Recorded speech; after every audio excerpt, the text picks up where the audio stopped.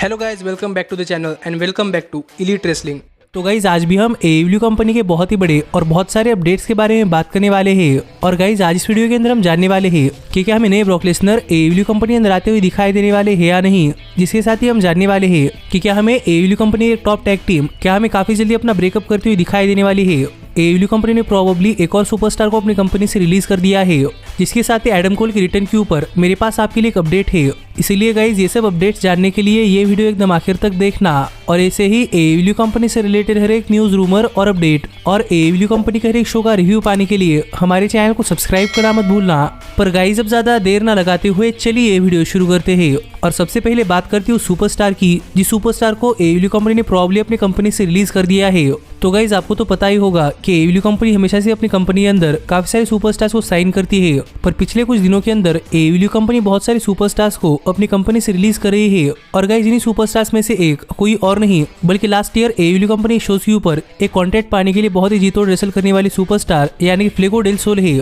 और guys probably AEW company ने फ्लेगो del soul को अपनी कंपनी से रिलीज कर दिया है, क्योंकि हाल ही में फ्लेगो डेल सोल ने अपने सोशल मीडिया हैंडल से AEW कंपनी को मेंशन करना बंद कर दिया है। और फ्लेगो डेल सोल ने ट्वीट करते हुए बताया कि हमें काफी जल्दी एक बहुत ही बड़ा चेंज देखने को मिलने वाला है, जो बातें फ्लेगो डेल सोल ने बताई। और यहाँ पर फ्लेगो डेल सोल ह्यूज क्वांटिटी में इंडिपेंडेंट बुकिंग्स भी ले रहे हैं, जो सब देखकर हम समझ सकते हैं कि गाइस प्रॉब्ली यहाँ पर AEW कंपनी ने फ्लेगो डेल सोल को अपनी कंपनी से रिलीज कर दिया है। और अब फ्लेगो डेल सोल AEW कंपनी के साथ और ज्यादा देर तक नहीं है, जो चीज एग्जैक्टली उसी टाइम के ऊपर हुई है जिस टाइम के ऊपर last year Fuego del Sol AEW company अंदर कॉन्ट्रैक्ट पाने के लिए रेसल कर रहे थे, जिससे कि हम समझ सकते हैं कि प्रॉब्ली फ्लेगो को AEW कंपनी के साथ एक साल का कॉन्ट्रैक्ट मिला था, पर शायद फ्लेगो का कॉन्ट्रैक्ट अब एक्सपायर हो चुका है। तो देखना पड़ेगा कि आगे चलकर फ्लेगो के साथ क्या होता है। पर मैं होप कर रहा हूँ कि फ्लेगो का करियर काफी अच्छा हो, क्योंकि उनकी फैमिली काफी बड़ी है। पर अब हम आगे बढ़ते हैं और बात करते हैं हमारी अगली अपडेट की और जानते हैं कि हमें कौन सी AEW कंपनी की पॉपुलर टैग टीम काफी जल्दी अपना ब्रेकअप करती हुई दिखाई दे सकती है। तो गाइज आपको तो पता ही होगा कि AEW कंपनी के अंदर एक से बढ़कर एक बहुत ही बढ़िया टैग टीम्स है।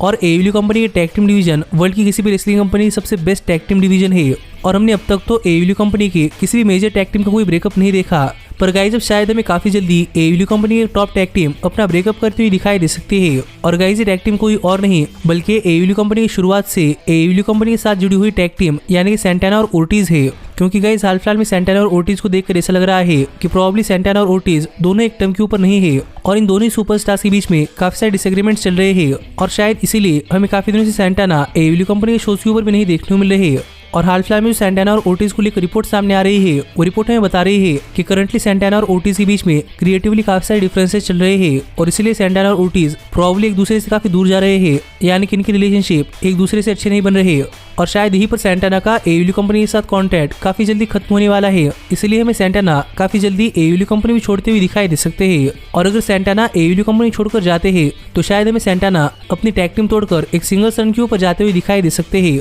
जो अपडेट हाल फिलहाल में सैंटाना और ओर्टिज को लेकर सामने आ रही है। और गाइस सरप्राइजिंगली इसी को लेकर सैंटाना ने एक ट्वीट भी किया था, और यहाँ पर सैंटाना ने लिखा था कि 125 डेज, जिससे कि हम समझ सकते हैं कि सैंटाना यहाँ पर ये टीज कर रहे थे कि शायद सैंटाना का AEW कंपनी के साथ कॉन्ट्रैक्ट 125 डेज के अंदर खत्म होने वाला है, जो कि प्रॉब्ली अराउंड सितंबर 1 या फिर अक्टूबर 1 के पास हो सकता है, जो कि प्रॉब्ली सैंटाना की AEW कंपनी के साथ कॉन्ट्रैक्ट एक्सपायर होने की डेट है। और सैंटाना ये सब चीजें कर रहे हैं, जिससे हम समझ सकते हैं कि शायद सैंटाना AEW कंपनी अंदर खुश नहीं है, लेकिन ओर्टिज खुश है। और अगर ये रिपोर्ट सच है तो गाइज हमें AEW कंपनी की बहुत बढ़िया टैग टीम काफी जल्दी ब्रेकअप करती हुई दिखाई दे सकती है। लेकिन गाइज इसी के साथ सैंटाना को लेकर थोड़ी फार अपडेट्स आए थे कि शायद सैंटाना हाल फिलहाल में इंजोर्ड चल रहे हैं, और इसीलिए शायद सैंटाना ने ये सब ट्वीट्स किए होंगे, जो बात क्रिस जेरिको ने अपने एक पॉडकास्ट के अंदर बताई थी, जिससे हम समझ सकते हैं कि शायद सैंटाना इंजोर्ड है, इसलिए भी वो AEW कंपनी के शोज के ऊपर नहीं आ रहे। लेकिन गाइज यहाँ पर सैंटाना और ओर्टिज की सिचुएशन के ऊपर बात करते हुए उनके लॉन्ग टाइम पार्टनर यानी कोनियन ने सिचुएशन के ऊपर कहा है कि सैंटाना और ओर्टिज की रिलेशनशिप करंटली इतने बुरे हुए हैं जितने की आज से पहले कभी नहीं थे,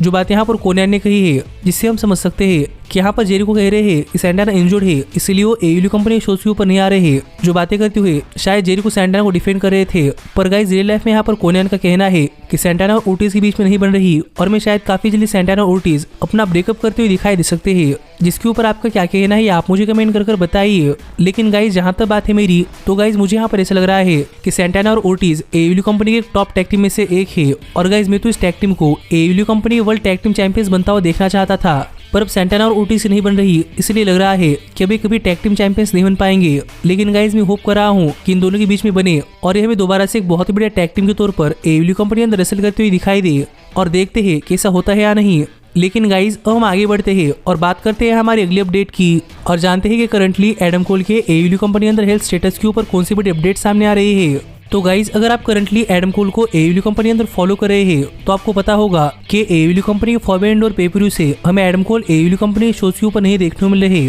और इसके पीछे की मेन वजह ये है कि एडम कोल एयरटेल कंपनी के फॉरवर्ड और पेपर के ऊपर इंजर्ड हुए थे और उन्हें अपनी इंजरी से रिकवर करने के लिए थोड़ा सा टाइम चाहिए था। इसलिए currently Adam Cole Airtel company के शोज के ऊपर नहीं आ रहे और वो घर पर बैठकर अच्छे तरीके से अपनी रिकवरी कर रहे हैं। पर गाइज इसी बीच एडम कोल की हेल्थ को लेकर एक काफी इंटरेस्टिंग अपडेट सामने आई है और करंटली जो एडम कोल की हेल्थ को लेकर अपडेट सामने आई है वो अपडेट हमें बता रही है कि गाइज एडम कोल अपने इंजरीज के ऊपर कोई सर्जरी नहीं करवाने वाले और एडम कोल यहाँ पर नेचुरल ठीक होना चाहते हैं। जो अपडेट देखा जाए तो काफी इंटरेस्टिंग अपडेट है क्योंकि यहाँ पर एडम कोल सर्जरी के बजाय एकदम नेचुरल ठीक होना चाहते हैं। जो रिकवरी प्रोसेस मेरे हिसाब से एक ठीक ठाक से रिकवरी प्रोसेस हो सकती है जिसके अंदर एडम कोल को सर्जरी का खर्चा भी नहीं करना पड़ेगा और एडम कोल की हेल्थ एकदम ठीक रह सकती है। पर गाइज अगर हम दूसरी तरफ देखें तो ये नेचुरल रिकवरी काफी लंबी रिकवरी हो सकती है। तो देखना पड़ेगा कि इसके ऊपर एयरटेल कंपनी क्या करती है। क्या एयरटेल कंपनी एडम कोल को एक सर्जरी करवाने के लिए कहती है या फिर हमें एडम कोल नेचुरली ठीक होते हुए दिखाई देते हैं। पर गाइज एडम कोल की इस करंट स्टेटस के ऊपर आपका क्या कहना है ये आप मुझे कमेंट कर बताइए और क्या आपके हिसाब से एडम कोल को सर्जरी करवानी चाहिए या फिर एडम कोल को नेचुरली ठीक होना चाहिए।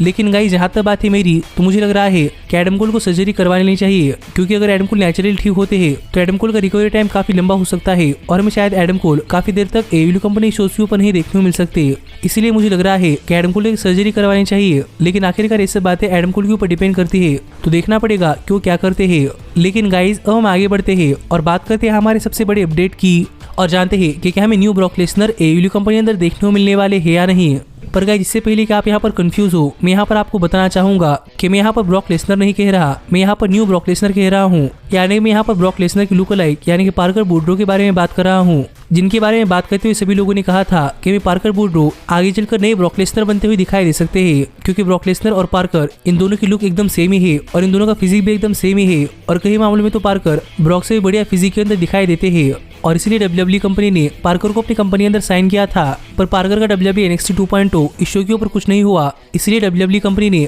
पार्कर को बजट कट्स का बहाना देकर अपनी कंपनी से रिलीज कर दिया है। पर गाइस करंटली पार्कर को लेकर काफी इंटरेस्टिंग अपडेट सामने आई है कि हाल ही में जब एयरटेल कंपनी अपने डार्क एलिवेशन की टेपिंग्स कर रही थी तो हमें वहाँ पर कोई और नहीं बल्कि पार्कर वुडरो आते हुए दिखाई दिए हैं जिन्हें जिम रॉस काफी दिनों से एयरटेल कंपनी के शोज के ऊपर लाना चाहते थे क्योंकि जिम रॉस के हिसाब से पार्कर एक बहुत ही बड़ा सुपरस्टार बन सकते हैं और फाइनली वुडरो भी WWE कंपनी छोड़कर एयरटेल कंपनी अंदर आ रहे हैं। इसलिए देखना पड़ेगा कि यहाँ पर पार्कर का एयरटेल कंपनी अंदर रेसलिंग करियर कैसा होता है और क्या पार्कर एयरटेल कंपनी अंदर टॉप स्टार बन पाते हैं या नहीं। पर गाइज आप ये देखकर समझ सकते हैं कि पार्कर को पहले लग रहा था कि WWE कंपनी पार्कर के लिए एक बेस्ट कंपनी हो सकती है इसलिए पार्कर पहले WWE कंपनी अंदर गए लेकिन वहाँ पर पार्कर का कुछ नहीं हुआ इसलिए पार्कर एयरटेल कंपनी अंदर आ रहे हैं। जबकि अगर पार्कर पहले ही एयरटेल कंपनी अंदर आते तो उनका टाइम भी वेस्ट नहीं होता और अब तक तो एयरटेल कंपनी के टेलीविजन के ऊपर बहुत ही बड़ा रेसलर बन चुके होते। पर गाइस कहते हैं कि देर आए दुरुस्त आए तो देखते हैं कि पार्कर एयरटेल कंपनी अंदर आने के बाद अब क्या करते हैं और क्या पार्कर ने एयरटेल कंपनी के साथ कोई कॉन्ट्रैक्ट भी साइन किया है या नहीं। पर हमने देखा है कि टोनी खान सुपरस्टार्स को बहुत ही अच्छे तरीके से डेवलप करते हैं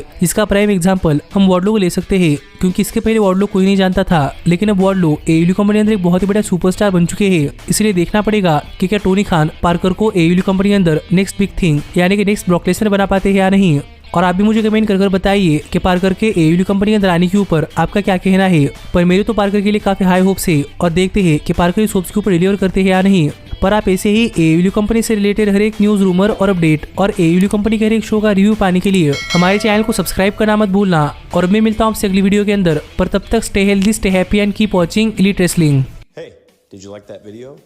Click the screen for more. And where do you think you're going? Check out our official merchandise page and to support the entire cast. And thanks so much for being the elite. The elite, the elite. What, Nick, you're not going to sing it all with me this time?